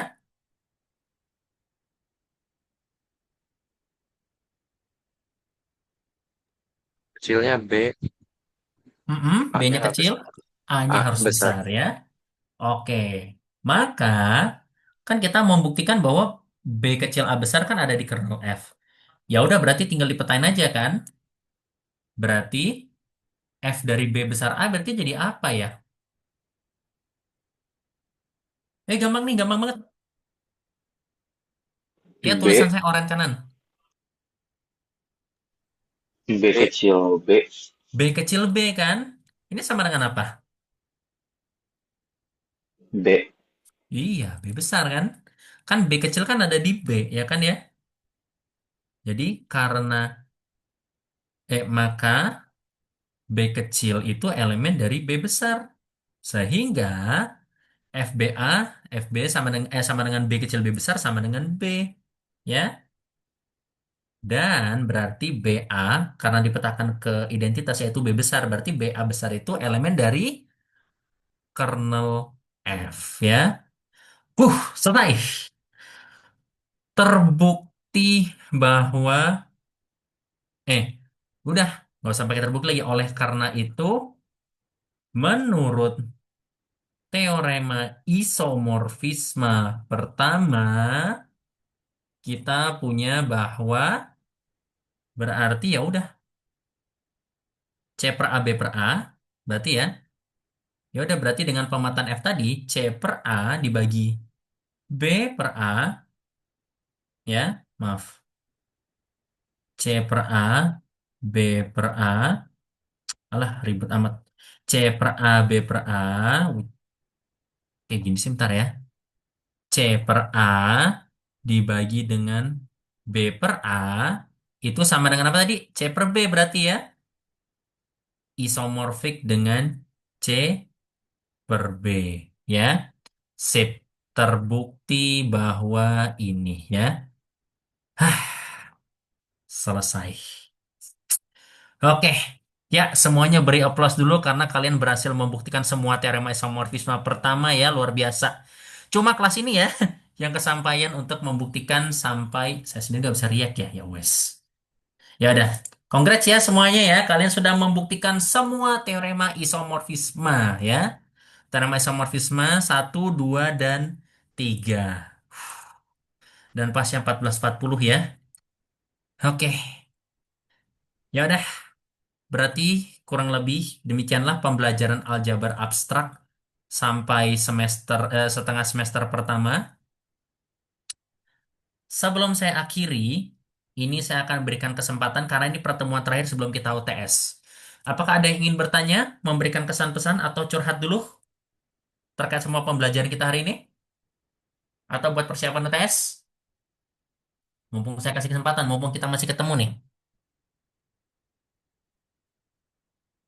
Kayaknya udah pada teler ya, habis buktiin semua teorema isomorfisme ya. Ya udah sih. Ada yang mau disampaikan barangkali? Saya izin bertanya, Pak. Ya, Tadi saya masih masih kurang paham di membangun pemetaannya, Pak, yang pas yang F-nya. Nah, itu kan dibangun kan sesuai kita kan. mm-mm.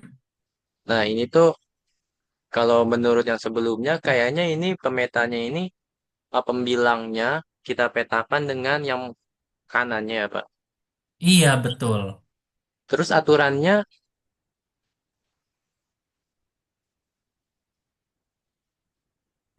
Aturannya betul.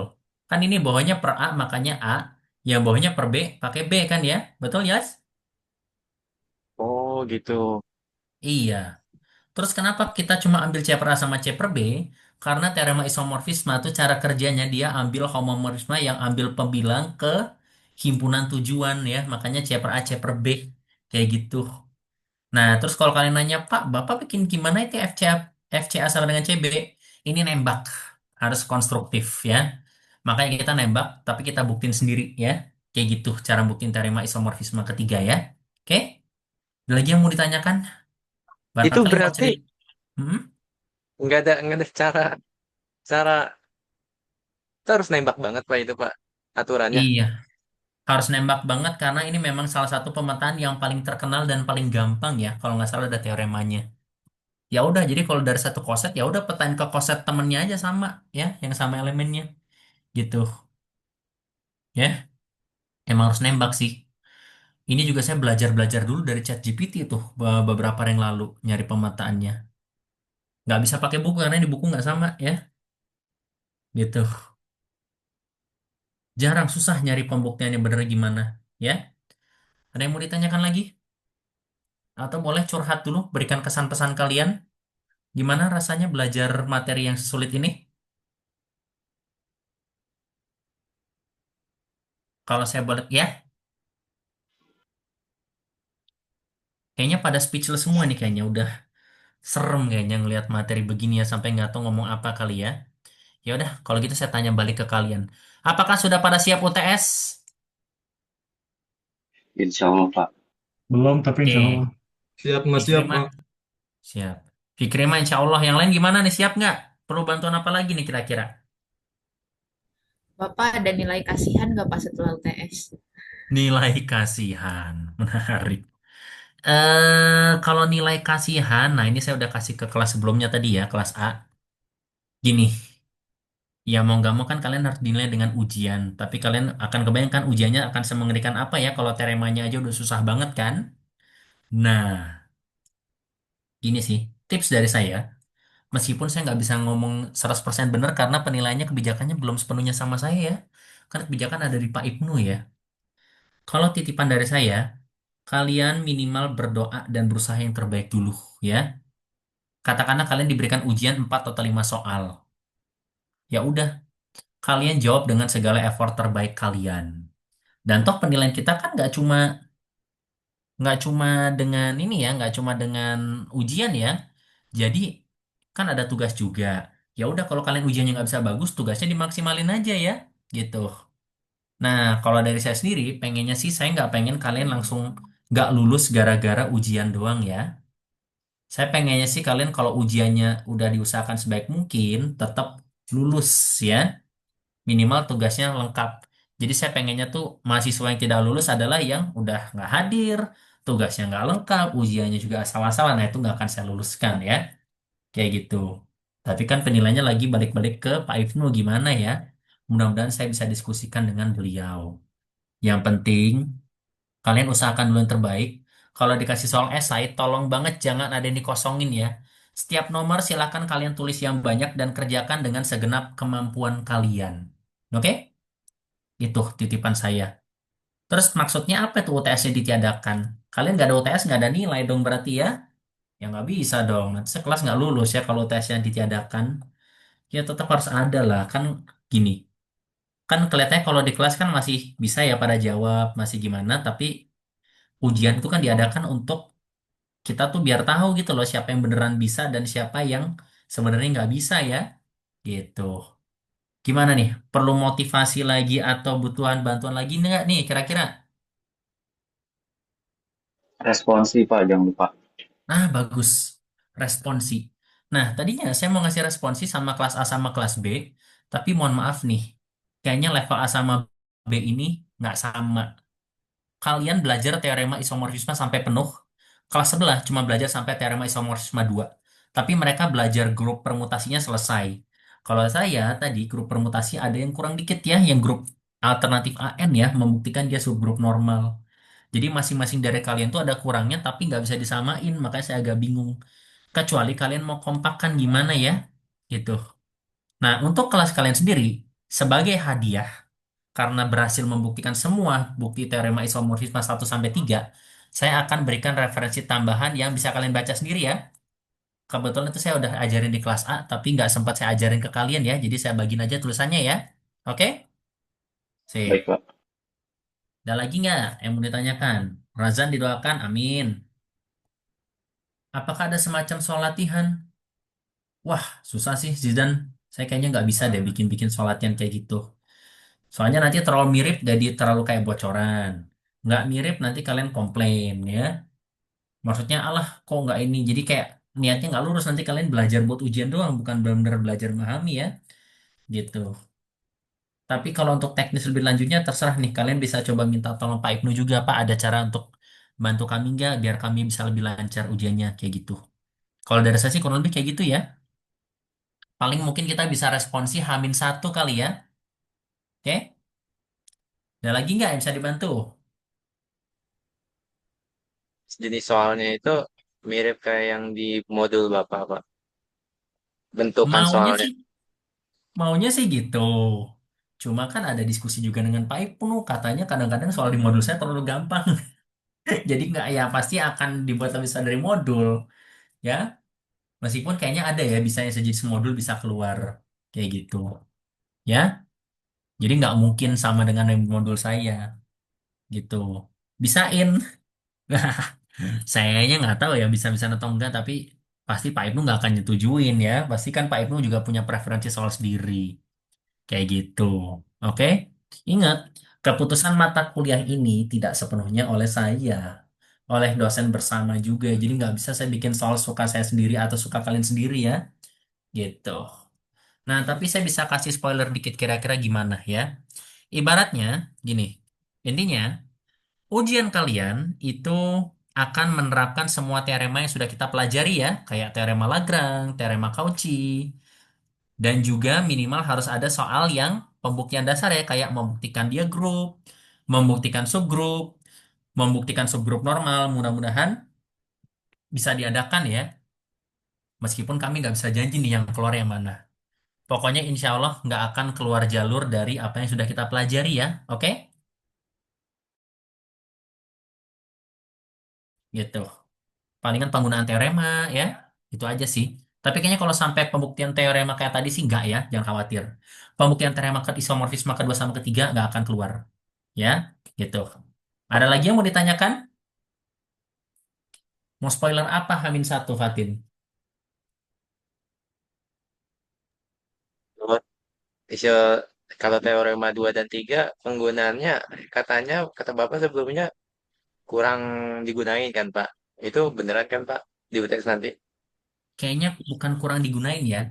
Lebih tepatnya, teorema isomorfisme pertama jauh lebih banyak dimanfaatkan dari teorema kedua dan ketiga ya. Lebih banyak digunakan. Nah, teorema yang kedua sama ketiga kepake kok. Cuma kayaknya kepakainya untuk soal yang lebih rumit dan saya belum menemukan penerapannya seperti apa ya. Karena bentuknya udah nggak karu-karuan tadi kan ya. Gitu. Oke? Gitu. Tapi yang teorema isomorfisme pertama itu beneran bisa membantu kalian membuktikan teorema, jadi harus tahu ya. Gitu. Ada lagi?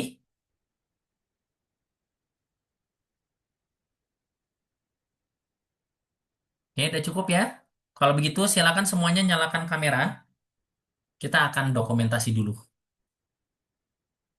Saya tunggu ya semenit kurang ya. Kalau slide pertama udah penuh, langsung aja.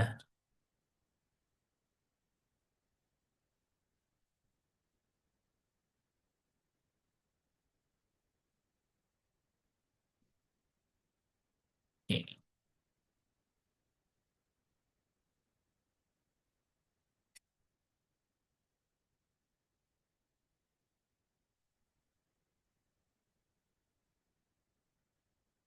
oke. Ini sebenarnya belum ada segelintir ya yang masih belum nyala karena yang lain kameranya agak dikit nih. Tapi ada ya, bagaimanapun saya ambil apa adanya ya. Langsung aja kali ya, biar nggak kelamaan. Udah azan juga. Saya juga ada matkul berikutnya ya. Satu, dua. Wah, ini mulai nyala nih. Oke, satu, dua, tiga. Oke.